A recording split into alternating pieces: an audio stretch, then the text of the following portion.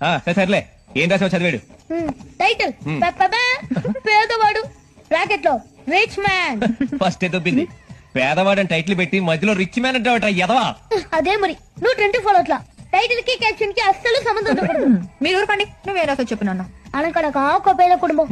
ఆ కుటుంబంలో తండ్రి చాలా పేదవాడు, తల్లి కూడా పేదదే.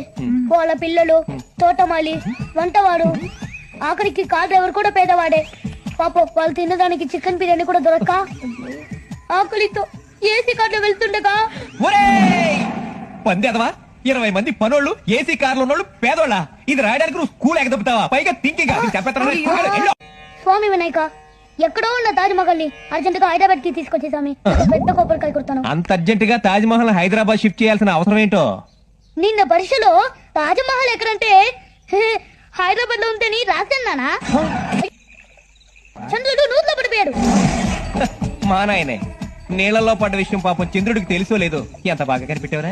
అదంతా తర్వాత మంచి ఉంది కానీ ముందు చంద్రుడికి ఈత వచ్చేదాదో తొందరగా దిగి తీ. నేను ఈ అమ్మ కడుపు మాడ. స్కూల్లో పిల్లలందరూ తినేది ఇది ఒక్కడే తినేస్తాడా? స్కూల్ నుంచి మధ్యలోనే వచ్చేసావట. స్కూల్కి వెళ్ళడం వేస్ట్, టీచర్కి ఏమీ రాదు. టీచర్లకి ఏమి రాదు, నువ్వే డిసైడ్ చేస్తావా?